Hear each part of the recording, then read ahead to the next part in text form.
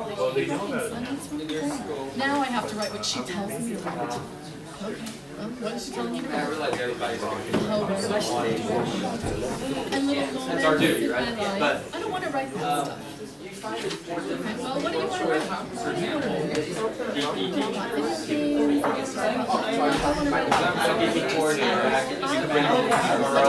comes into our house and pulls out the windows out and screws all the furniture and kills it. Okay. You tell a teacher that, and they'll ask you, in all seriousness, should we send this child to the psychologist? And the answer is no, he's just a boy. He's just a little boy. All right? It's not okay to write these kinds of things in classrooms today. So that's the first reason. Zero tolerance policies and the way they're lived out. The next reason that boys' cultures are out of sync with school cultures, there are fewer male teachers. Anybody who's over 15 doesn't know what this means. Because in the last 10 years, the number of elementary school classroom teachers has been cut in half. We went from 14% to 7%. That means that 93% of the teachers that our young men get in elementary classrooms are women. Right? Now, what's the problem with this? Women are great, yes, absolutely. But male role models for boys that say it's all right to be smart. We've got dads, we've got pastors, we've got scout leaders, but ultimately, 6 hours a day, 5 days a week, they're spending in a classroom. And most of those classrooms are not places where men exist. And so they say, I guess this really isn't a place for boys. This is a place for girls. And I'm not very good at this, so I guess I better, go play video games or get into sports or something like that, because I obviously don't belong here. Men don't belong here, that's pretty obvious. So that may be a very direct way that we see it happen. But less directly, the lack of male presence in the culture. We've got a teacher's lounge and a conversation about Joey and Johnny who meet each other up on the playground. What are we going to do with these boys? The answer to that question changes depending on who's sitting around that table. Are there men around that table? Are there moms who raise boys around that table? You'll see that the conversation changes depending upon who's sitting around the table. Third reason that boys are out of sync with school today. Kindergarten is the old second grade for us. We have a serious compression of the curriculum happening out there. When you're 3, you better be able to write your name legibly, or else we'll consider it a developmental delay. By the time you're in 1st grade, you should be able to read paragraphs of text with maybe a picture, maybe not, and a book of maybe 25 to 30 pages. If you don't, we're probably going to be putting you into a Title I special reading program. And if you ask Title I teachers, they'll tell you you've got about 4 or 5 boys for every girl that's in your program in the elementary grade. The reason that this is a problem is because the message that boys are getting is you need to do what the teacher asks you to do all the time. All right? The teacher's salary depends on No Child Left Behind and Race to the Top and accountability and testing and all of this. So she has to figure out a way to get all these boys through this curriculum and girls. This compressed curriculum is bad for all active kids. And what happens is she says, please, sit down, be quiet, do what you're told, follow the rules, manage your time, focus, be a girl. That's what she tells them. Indirectly, that's what she tells them. And so this is a very serious problem. Where is it coming from? It's coming from us.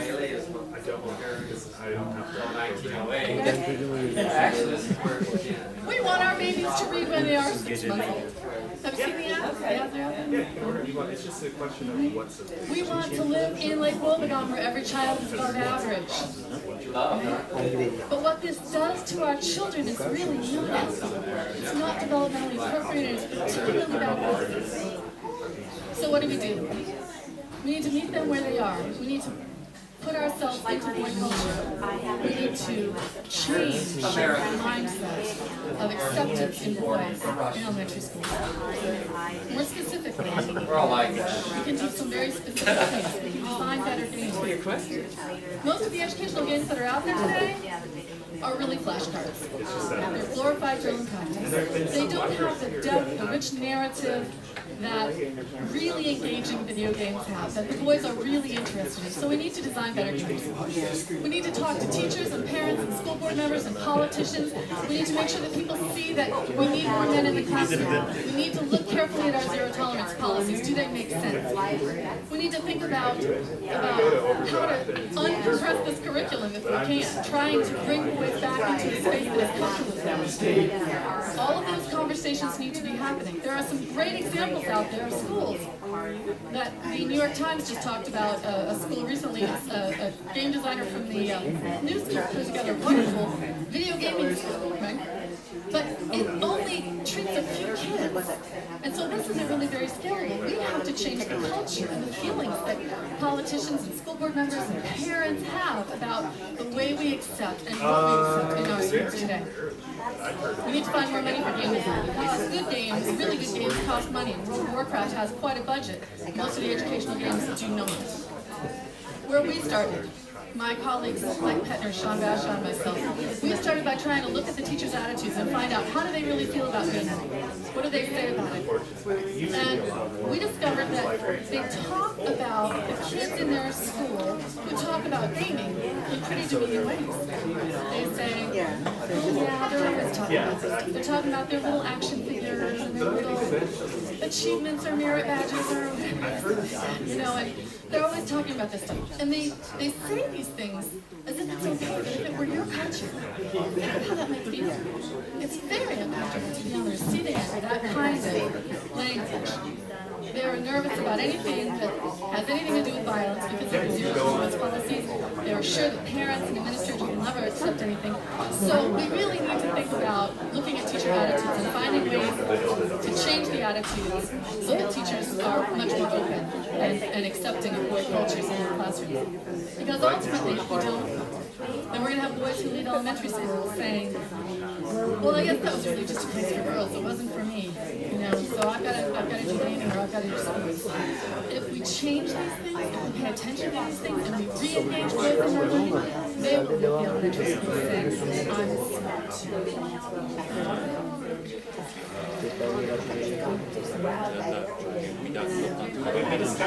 Every library.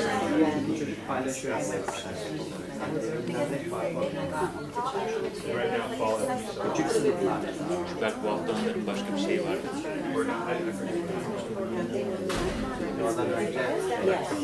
Sen Japonya'ya gidiyorsun. Ben buraya bakıyorum.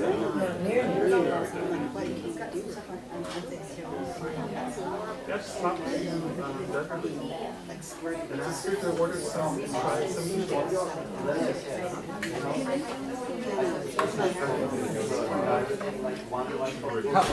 You're James. Oh, my eyes. Malcolm.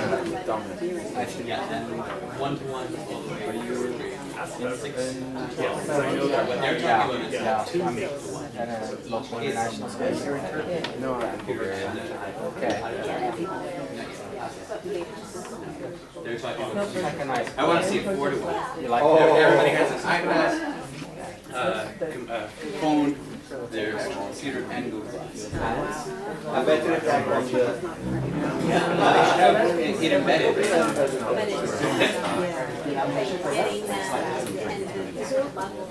Yeah. Yeah. No, I would be open to looking at here. It's a good time. It's a long time. A long time. Home. Yeah, she would.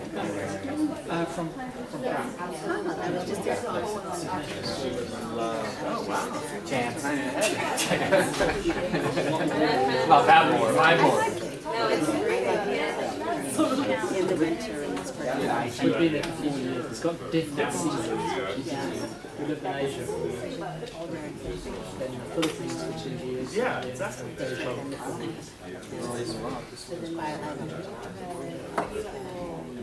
another choice. There's interesting questions. Teacher training. Oh, I can guess what that one is. let's kind of talk about the path on the right. Because we are just I'm guessing. as a student. And a lot of For teaching, I would Just spell it out. Don't tell me your vision, what you want for the future, how you think 21st century schools. Discussion 3, digitalized world Yeah. and neurobiology of learning. In terms of, you don't have anything for the library. Same place as where you came They from. shut down. everything was working. Exactly. Tell James, guess what that was. That's what I really want. Well, that's good. Just noticing that my maps are backwards. So I think Ben Hill is in here. Ben, you're in here. Okay. So Ben Hill will be in here, and Setchalk is down in room 223. 12 years ago. Ben, if you want to get set up, Ben, welcome. Yeah. Technology integration in New Zealand. Do you have a computer in? So they had groups of people, Okay. and they got teachers who were, if you will, Yeah,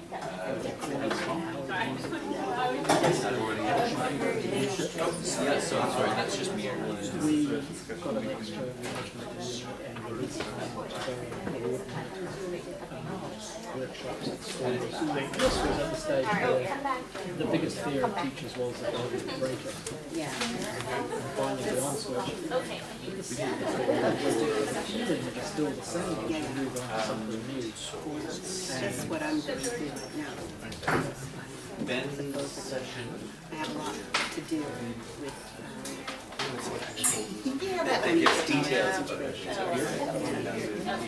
There's just so much pushback from the teachers, and they're really afraid.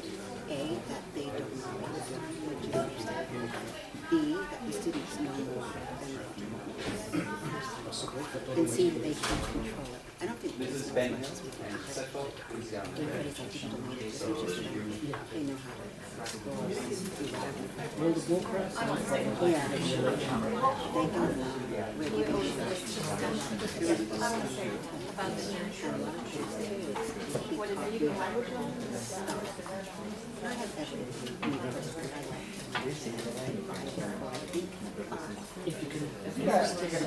Well, let's get started. People might trickle in a little bit, but I'd like to introduce Ben Hill, who's coming in from MEF University, am I correct? Yeah, correct. And Ben is going to be talking about, he's going to present challenges and conceptual barriers encountered from the first preparatory program in Turkey to design a digital learning system. Yeah. Okay? Yeah. And so, thank you, Ben, for joining us. Thank you very much. Okay. Thank you for the opportunity to introduce MEF University and the program what we're trying to do. Let me start. This is the web page. You can check it up whenever you want. Other computer. Oh, that's fine. MEF starts over 40 years ago with, where is it? Here it is. With Ibrahim Arkan. He 40-something years ago, he was an educator and he started with dershanes. For those who don't work or live in Turkey, dershanes, extracurricular schools where students study for their exams. And down the road of these 40 years in the education business, they founded MEF National Schools, MEF International Schools. And after 40 years in the education, they decided to go into higher education by founding MEF University.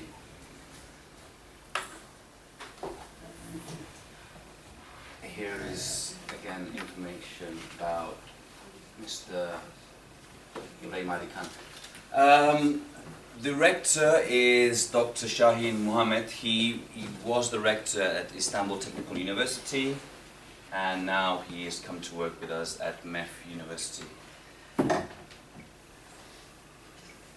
The important thing is that both the holding, the board, comes from an education background, and also Mr. Dr. Mohammed Shahin have an education background, and they have a vision of a university. As you probably know, some of the most interesting things about MEF University are the 3+2 and 3+1. This is new in Turkey. It's 3 years undergraduate, 2 years masters, hopefully been abroad, and also it's one of the first universities in the world which will use flipped classroom throughout the whole faculty. Who's doing the 3+2? We are. MEF, well, not us, but MEF University will do 3+2. Explain that further. Yes, you will do a 3-year undergraduate at MEF University, Okay. and then you can do a 2-year graduate program abroad. Okay. Again, we don't have students yet, as you probably know. We're going to open in September, so this 3+2 is still 3 years away from now. So I can't give you much detail about this, but it is a first in Turkey, like flipped classroom. I guess you're all familiar with flipped classroom, but the idea of that the content and delivery can be done outside, and then the questions and the productive tasks can be done inside the classroom. We will be located in our campus in Maslak, which is under construction. It's in a forest in the business center of Istanbul. It's part of a cultural complex. We'll have cinemas, cafes, shops, and a concert hall as well. The nice thing about having a campus which is being built actually, is that we have all these high-tech specifications already incorporated in the architecture and the design, so that there's not that limitations of walls and space that other schools and buildings have, hopefully. And let's go more specifically into our prep school program, English Language Preparatory Program. I'm an instructor, will be an instructor, and also I'm a course designer. We also have Sally Gayford, who is here with me. She's also part of our team of 15 instructors who are designing the program. Because of the nature of our teaching language, we have decided to go for a blended teaching option. You're probably also very familiar with blended learning, where the assessments, the delivery of the knowledge, and the productive and the tutorials are both a blend of online and offline teaching. We are still assessing, we are still deciding which components and which percentages and how the grading will go of the online and the offline parts of the lessons. Do you know what CMS you're going to use? What course management system you'll use for that? I'm going to go into this right now. Okay. There's many things, but specifically related to technology, there's 2 things I want to talk about. The LMS, or CMS, and the authors and the publishing houses and the materials. Let's start with the LMS, or CMS. In my experience, I used to work for another university here in Istanbul as a prep teacher, and we had language management systems, we had a student information system. So I would sit down in my office, and I would open my Outlook, my Google Mail, the teacher resource webpage, student information webpage, the online campus webpage, the publishing house learning page. So I'd have all these pages, each one with individual passwords and individual codes, and then I would get all the information and then have to mix it all up and then deliver grades and deliver assessments. So when we started designing our program, we wanted to find a learning platform that could integrate this and could have a seamless feel. So we did a lot of research on different prep programs, different learning management systems, and what we found out is that they are, how can I say, more established companies who have online teaching and e-platforms, I don't know, Moodle or Blackboard. But there's new companies, new tech companies that are starting to appear who have products that work, they integrate all of this information into one platform. The problem is that they have the disadvantage of them being new, small, and they don't have the security in numbers like Moodle. They'll be like, oh, everybody uses Moodle, why don't you use Moodle for your courses? So we are going to probably take a risk and try other e-platforms for our learning. The other thing that we've been doing, again, we've only been working together for about 2 months. Do you know specifically which ones you're looking at? We know which ones we're looking at, but the decision will be made. We've presented what we want and what we like, and then this is part of the board will make a decision, because it's also about what you want, but also there's a financial side to mind choosing. sharing which ones you're down to? Do you mind sharing that, or is that? It really depends on your needs. If you want, I can share it with you after, but I'm not here to advertise any company's name. So if you want, I can share it with you later. But it really depends on your needs. As a prep program, we had our needs listed, and one of them kind of covers what we need.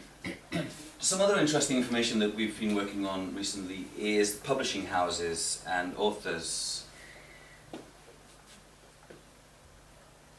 Publishing houses and authors are aware of this change, the shift in technology in teaching, and they're aware that this is going to be a new business model, and especially the idea of customizing content to a specific classroom. And this is what we are working very hard in. I don't know how many of you have taught English, but I'm sure you use course books for science and maths, and sometimes you feel more comfortable with some exercises from this book, but you like the way it's presented in this book, which you like also the pictures from this book. So we went to publishing houses and we asked them if we could choose little bits from each of their contents and mix it together. This is a very long discussion, and the other thing we wanted from the publishing houses is to avoid having links to our web pages. We wanted to get their materials and integrate it into our platform. So the students would see just one platform, and from one single platform they would be able to access mails, Twitter, learning apps, the contents, Google Docs, everything in one platform. That's what we're trying to do, hopefully. Well, this is a short presentation about MEF. If you have any questions or anything you'd like to ask, or any feedback, or any advice for us, we're just starting with... Yes, please. It's to do with the flipped classroom, which I've been trying to use, talking about, reading about. And I was interested in what you were talking about, the blended classroom, which is very much a similar idea, that you said the students would do the reading and maybe the tests and then use class time for productive time. Are you keeping the same class time, or are you reducing the class time so the students have more time to do the other content outside of class? We're trying to reduce the amount of contact hours, both for the student and for the teacher as well. The teacher will spend a lot of time online grading and checking, so he also would like to spend less hours in contact with the students. So yeah, there will be a reduced number of contact hours. But there's also rules and regulations by the Ministry of Higher Education of Turkey that constrains us, so it's not ideally what we would like to do. You've got to also bear in mind the limitations. Follow, that's, just to clarify, that's for schools, secondary schools, international schools, is when we talk about a flipped classroom, if every subject area for a student flips their classroom and gives the student half an hour or an hour of reading and prep time beforehand, that is a colossal amount of time for the student. So it's a great idea to be able to separate it, but we're in the constraint that we can't reduce our contact time, not easily. Not easily. So, because we're a private foundation university, we do have a certain amount of freedom compared to national schools, but still there is government requirements to the amount of contact hours you have to give during the whole course as an English prep school. Yeah, we do have a constraint. Any? Yeah. So you said that you're talking with the publishers to get your content together. So on your team, I mean, every class has different needs. So every class will have design content, or you'll have a particular. It sounds like a lot of work even for the publishers. It's a lot of work for us and the publishers. Hopefully we're going to divide our prep program by skills. So there'll be 4 to 5 skills, and there'll be 4 levels in each skill. This means about 20 courses should be made. Yep. And so are the teachers going to be in charge of particular skills, or will the teachers have to teach all 4 skills? Teachers will teach all 4. Again, this is not set in stone. We're still designing this is a pilot program. We want to be a really tech university. We are interested in using apps and iPads and technology and an online way and clouds. This is why we're here to learn from your expertise. You've been in the tech education longer than we. I've only been here for 2 months. So yeah. Yeah, I was saying that because it sounds like an awful lot of work for somebody. I mean, I'm thinking if I'm a teacher and I'm teaching 5 skills, X number of contact hours per week, maybe 20, 24 contact hours, plus you're having blended learning, plus you're flipping the classroom, that's like a 60-hour work week or something like that? That sounds really too much. When we've interviewed other flipped or blended practitioners and research, we've checked research, it does say that the #1 problem is that teachers work more and are more stressed. And when we were reading this, it's like, well, I don't want to teach blended learning, then I'll just go back to traditional teaching and then that's it. I'm less stressed. I go in there, I teach and I go home, it's fine. But with this integration where all the tools and all the data and all the Excels connect with each other, that saves you a lot of administration part of the work. And if we design a course, instead of designing a course, we're designing the course inside out. We check all the materials we want, all the options, all the apps, all the information available. We pick what we want and we design the course. And because we are starting from scratch, we have the chance to build a strong course. The ways we'll use. We're not teaching right now. Yeah, but I was going to suggest though is that instead of having all teachers teach all skills, maybe have them specialize and teach, maybe this person teaches reading, this person teaches writing, and then at least they'll have time to go in depth in what they're doing and do a good job teaching the skills. But if you have to teach 5 different skills, I think and try to come up with 5 different interesting tech solutions for all these things, and also grade papers, and also deal with student issues. And the amount of students you'll have, technically. I think that would be maybe a better way. Again, we haven't decided this yet. The skills could be paired as well. Teachers could only be teaching 3 classrooms, not necessarily will be teaching 5. So it's not. We are aware of this issue, and we're trying to fix it. But I mean, also, English language teachers are used to teaching all the skills anyway. Yeah, usually we would teach them in a more integrated style, and they're splitting them up now. Yeah. But we're used to dealing with all of them individually. The other question I've sort of tangentially related is the idea of who owns the content that's produced. In the past, I produced content for resources for my class. They're usually on paper, or they're usually on things that were fairly disposable, and I could share them with a few people. Now, also going back to one of your comments earlier about video in the classroom, I presume that you would also you'll be recording the teachers so that the students could be, that's the idea of the blended classroom, that the students can review the lecture.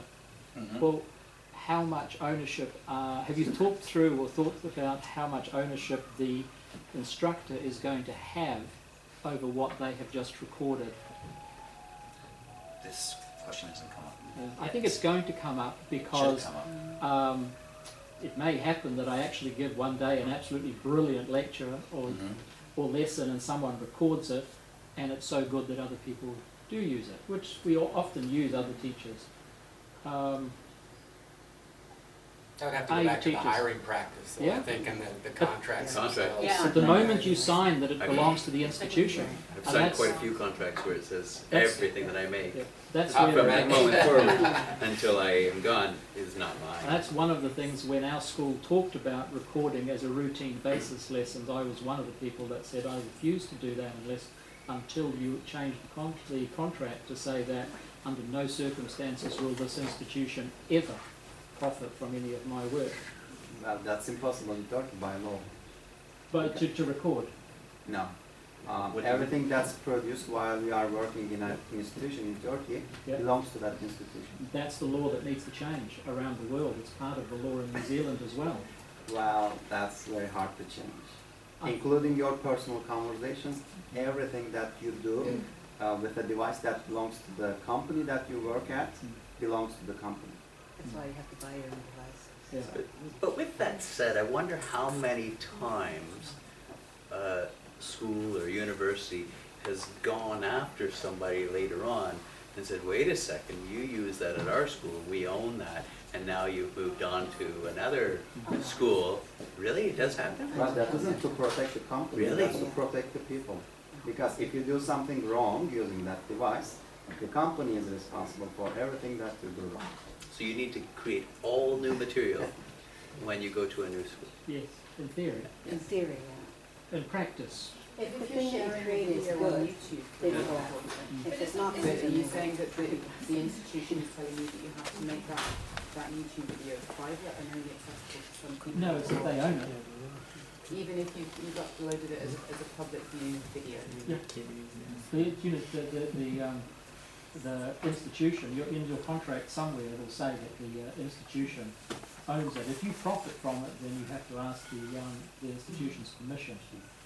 If you get any sort of income stream from it. You can't actually do anything when you work for an institution without asking them for permission before you start earning elsewhere. That's And in you most can't do any contracts. other job. Sounds a little bit Well, I like, think, I'm not sure that whether that's going to affect us in the prep program so much, because as Ben said, we're kind of designing, the aim is to design using published materials from a publishing house and use those materials in the platform That's and your, adapt them. So they don't belong to us anyway, they belong to the publisher. and that's the big discussions you're having, is the publisher will be tying up legally the fact that they get a Whether revenue they stream own from it it. or whether they get the ownership of it. But I think that it's the next step is, as I think you mentioned, that the future of education is that private companies are looking to find out how they can monetize education. And in reality, the delivery of it is always going to come from teachers who prepare stuff.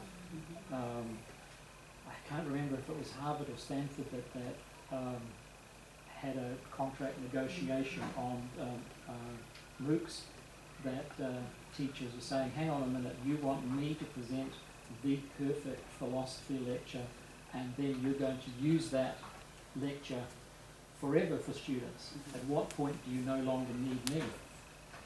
And if I get replaced because you've used an image of me, am I going to have a income stream from it? And as it stood at the time, it was, no, you signed a contract saying everything you do, we have the right to record you, and it's ours. I think that's probably going to be more of an issue for the faculty. Yeah. Something that they need to have detailed in their contracts. Linda, did you want to? well, no, it just makes me think about the whole open learning movement, Curtis Bonk, the word learning is open, and that whole movement and the copyright laws that are not up to date with how we use and remix digital content all the time. It makes me, I'm listening to the conversation, I think there's a disconnect between the laws, entrenched laws, and what practice, how it's evolving and changing, and there probably always will be a disconnect. I think, I don't know anything about Turkish law, but if the institution decided it wanted to enlist in Creative Commons going forward as a declaration of its intent to provide digital product for the common good, that might provide an interesting legal conversation. Well, in our institution, the company wants to own the content just because our aim is to share everything. So they want to be able to share everything, and since they don't want to have an argument after with the creator, so they say that it's ours, so they will share it. I think every contract is slightly different too. Yeah. Because I'm thinking my contract doesn't actually say that. So They own it. they don't. By say law, that. they own it. In But fact. it's not in my contract. It doesn't matter. By But then law, if I use it, then they have to draft me in national court. I I can use it, yeah, I can use it in America, not in Of course. Don't present anything that great then. That's probably where we're all saying. You know, it's, But yeah, if you know that you can't use your good stuff, you know, you can only you don't use the stuff you don't care about, and then save your good stuff for your own like, publication. Because now, with how everything's going now, everyone is their own publishing company. Everyone can produce any content you want. So why should I present my best to my school or my company when I can save it for myself and have my own YouTube channel, have my own whatever, Google Right. Plus. Yeah, exactly. So Right. I think schools have to also think about how they hire people and I guess how much intellectual or creative freedom teachers have going forward. I think what you're saying, where Turkey has that law, and of course then Prague or Czech Republic has a different law, and Bulgaria has a different law, and yet a lot of us think of laws as though they're American laws, even though I'm Canadian. I go, oh well, it's American. It's like, oh man, this is very different.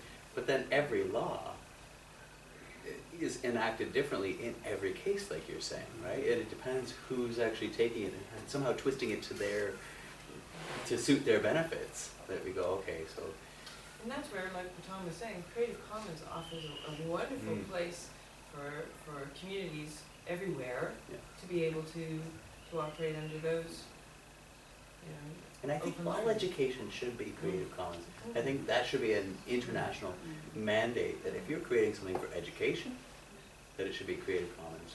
Share. Well, doesn't YouTube now default to the default license is a Creative Commons? Is that happening? I for some reason have read that. Really? I may Maybe be wrong. YouTube, but not YouTube Vivo? You know, I may be wrong, but That would be interesting to find out. Yeah. I was listening to a podcast about that because I think that's a really fundamental part of that kind of sharing. With Creative Commons, even with Creative Commons, when you put a Creative Commons license on it, you're still the owner. So that's still your work. So then who's going to put the Creative Commons license on it? Is it the school or is it you? And I think that's the issue, not do we share it, but who's in control of the sharing, who's it being attributed to. And it also with Creative Commons, you can still change the license. There's not just one license. You can actually demand to be the author of that work. Yeah. So, and even without Creative Commons, anything you create is your own to do with what you want. Even though you've got a contract, if you created it, you're the owner of it under all copyright law. Not if I, yes, if you've created it. If you created it. Now, I'm in my classroom and I have created a great lesson and it's videoed. Do I still own that? Because the sources that you have used belongs to the institution, and you are also being paid for giving that lesson. It's still your work though.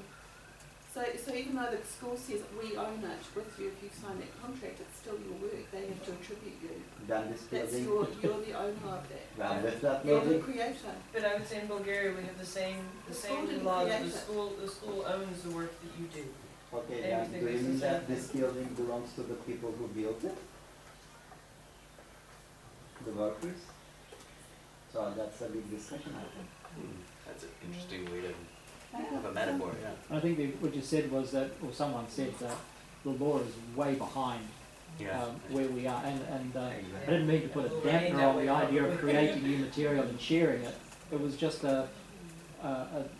something to think about. In some areas, where if it can be, what is it, the mantra that if it can be automated, it will be.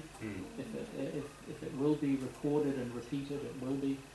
I mean, most of our jobs as teachers is never repeatable.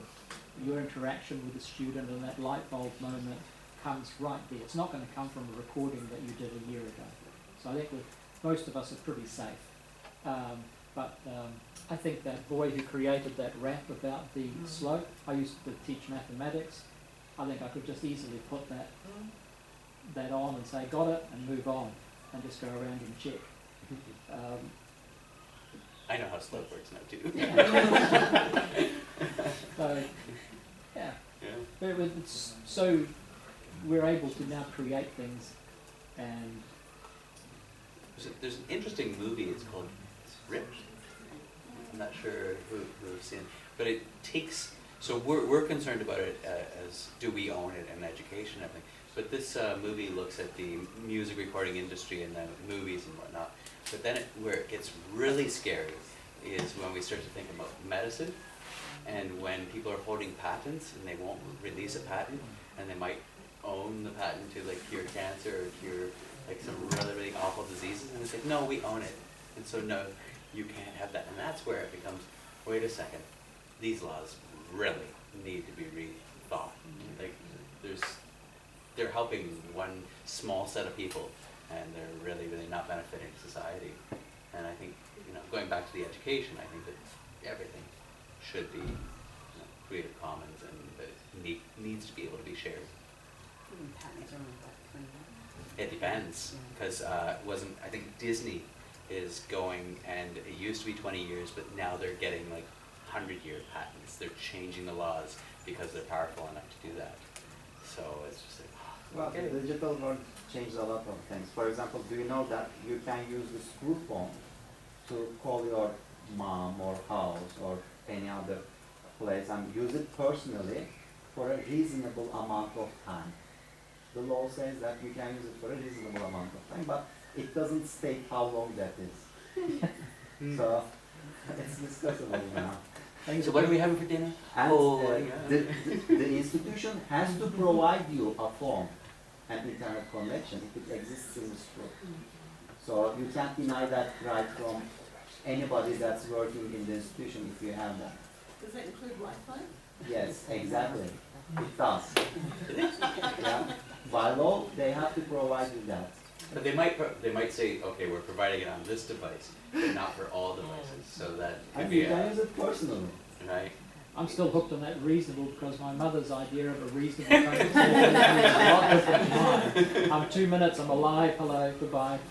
Wow. It's true. That's But if there's a Reason. some of these words, right? Well, that's where you can go. Okay, it was 1 minute, or it was an hour. Oh gosh. Ben. Well, thank you. I guess copyright will be the thing to discuss in one of our meetings when it comes up. Yeah. Well, that's it. I just wanted to introduce MEF University, just to say that we're an institution interested in using technology for teaching. We really want it to be seamless. We really want it to be something very integrated in the student's life. They'll use it in prep, and in prep we're training them in prep to use it during faculty and then in their real life. So prep in Turkey sometimes is seen as a purgatory before faculty, a place where you're sent. Normally it's not inside the campus. You do prep and then you come to faculty, which is where the real education starts. Thankfully, MEF thinks that prep could be very useful as developing critical thinking skills, academic writing, creativity, tech-savvy students, etc. So we're having a lot of that part of the education integrated in an English language program, which is unusual in Turkey as well. And yeah, So you're starting this coming this academic year, yeah. So what about the kids that don't need prep? They're going to They go straight into faculty. faculty, and the faculty is also blended. The Everything's faculty will be flipped. They're engineering faculties generally. There's architecture, engineering, organic farming, and social studies. Yeah, they've got an education faculty. I think at the moment it's just primary mathematics, but in the On an engineering faculty, it's easier to use flipped classroom, but due to the nature of a prep program teaching language, you need contact hours with the teacher and you need productive time with the teacher. But yeah, blended prep school flipped would be faculty. Do your teachers think positive about this? Prep teachers or faculty? I haven't met faculty teachers yet, so I don't know. We have a cocktail soon, so we'll meet them soon. I don't know. I don't know about faculty members. Prep instructors are very excited about this. They do understand the idea of repetitive exercises. We've all probably studied the language and fill in the blank, fill in the box. These are repetitive things. Why do you need to be in school? Why do you need my time? If it's an error correction exercise, you can do that at home, and you could come to class with the problems. So yeah, I think most of us see the advantage of using a blended learning for language. Yeah. Do you think it might graduate to adaptive learning, where you're building that into it? Yeah, definitely. And well, that's it really. If you don't have any more questions or any feedback for us, I'd just like to say thank you very much to Tom and Bryce for the opportunity. Thank you everybody for listening. And it's great to hear about your opinions and expertise in the tech education world, I guess. Thank you, Ben. Well, thank you very much. It's now 25 after. At 12:30 is when we're supposed to have lunch. So when we do go for lunch, we just go down the stairs, and then when you get to the main floor, the entrance floor, you'll turn to your left and go down left again. And then we'll be using this, you'll see two cafeterias. We're using the smaller cafeteria. It's the staff cafeteria, a lot quieter. The students won't be in there. And you should just be able to go up. You can get your food, line up, and choose, this is a contentious issue, you choose one meat or another if you want meats, but you can't choose two. and then the salad bar should be over there. One other thing, when you do go to put your tray in, our cups are just tall enough that if you don't put your cup on top, somebody else might put a cup in and it'll knock over and it'll break. So just be careful that you put your cups on top. And the toilets as well are on the lower level, just when you turn to your right, just go down there. So we can just slowly but surely meander down. Again, your devices and everything should be safe in here. Okay. We'll see you back here in an hour. 45 minutes.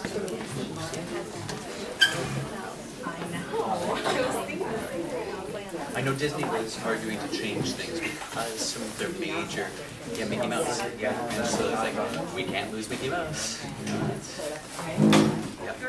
Tom, can we use the plug here?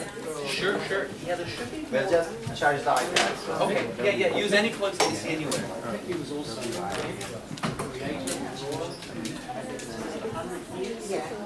Right. and almost for a certain time after the length of the person's death, Yeah, right. and we reach close to that point. This is our cash cow. We gotta go fight this in court and change the laws. Who knew that Netflix could last this long?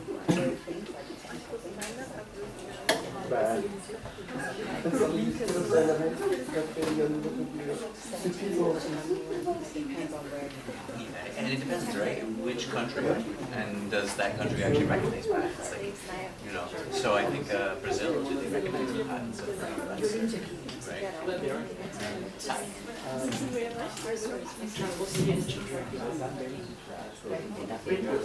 Red Bull was made in originated in Thailand. If you go to Thailand and buy a Red Bull, you see a Red Bull can. It looks pretty much exactly like it is everywhere else.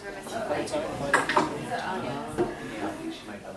The person who owned it had a patent for it in Thailand. It never occurred to him that it would be drunk anywhere else.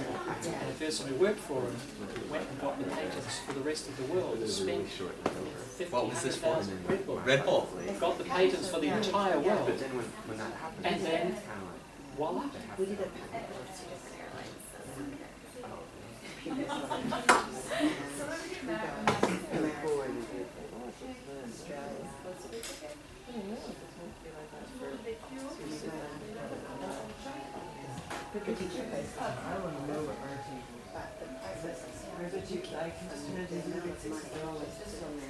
When I said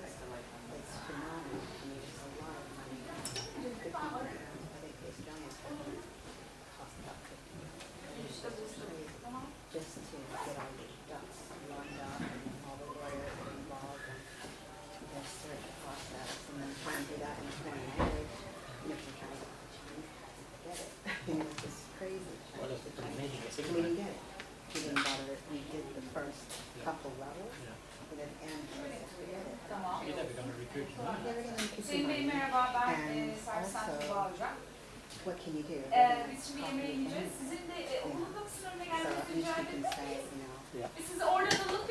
yeah, it's a lose-lose. Yeah, it is. It's And then interesting. it's only for 20 years. Exactly. From the start of the process. From the start of the Not process. from the start of the process. So 3 years getting patents, and then you'll know better than that.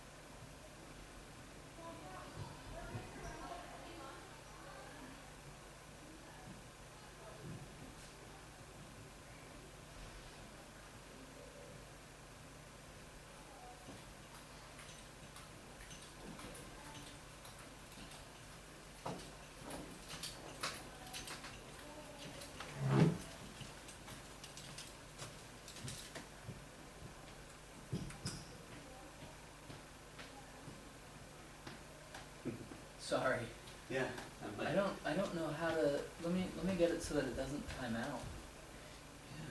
Oh, it's just screensavers. That what it is? Yeah.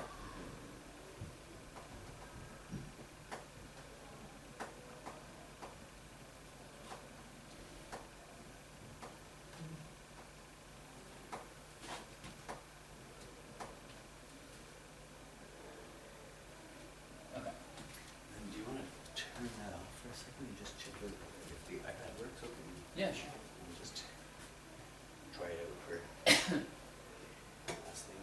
And there. Yeah. So, all right. So we're going to talk about what's next. Let's see. Swipe. Oh. Okay. Mm-hmm.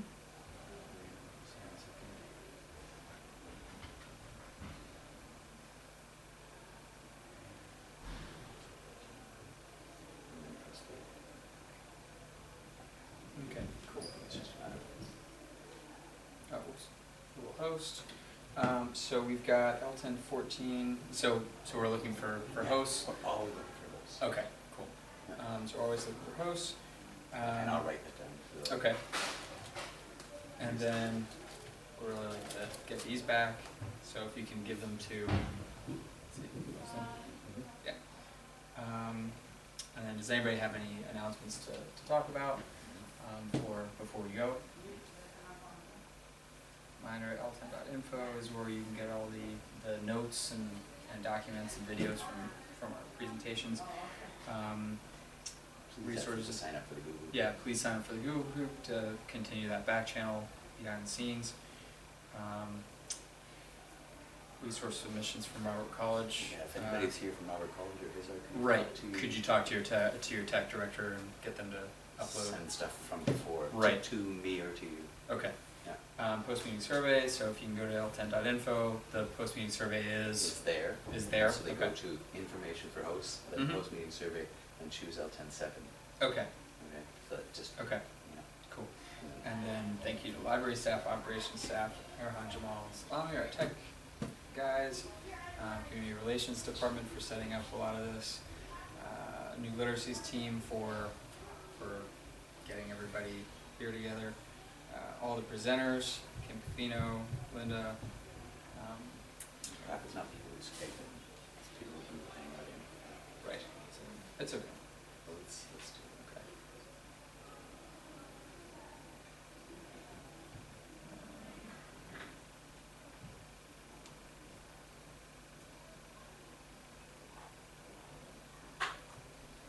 All right.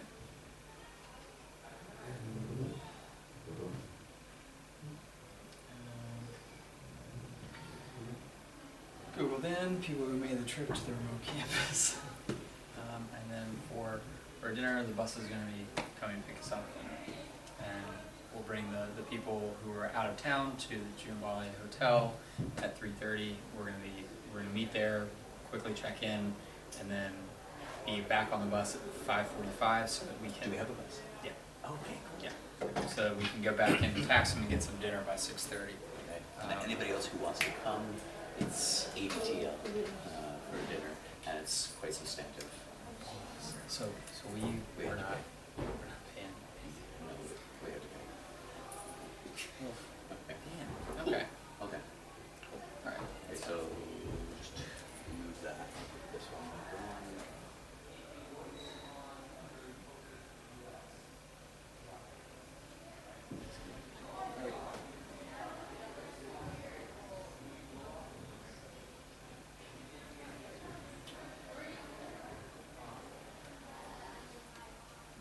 You know, it's always better. Yeah.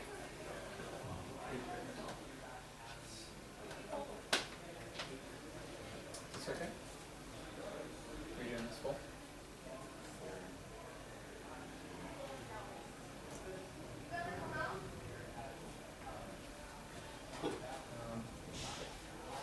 I'm just gonna check one thing. Okay, I'm gonna go for lunch. Okay. Thanks, Bryce.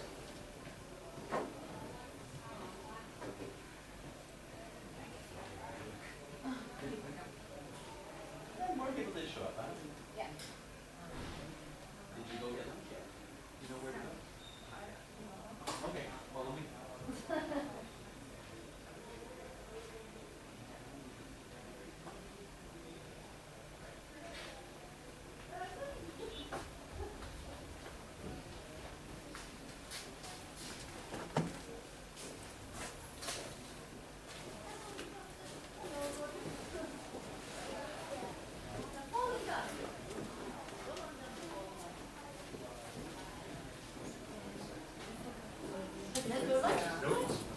Okay.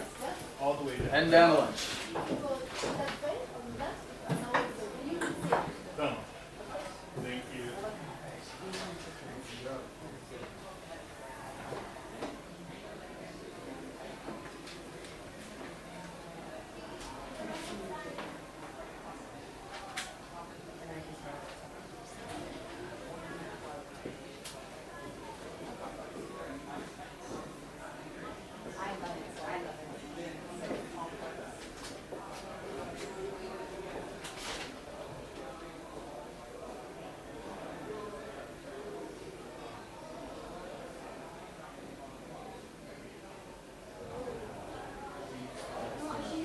Yeah, not here. The meeting's in here.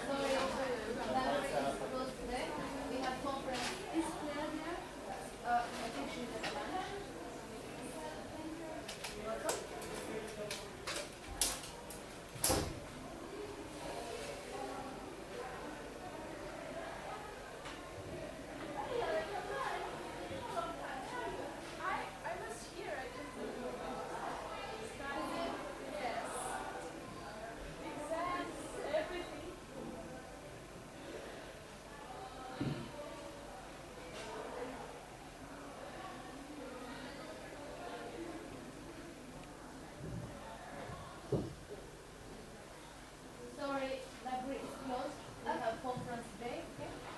Sorry.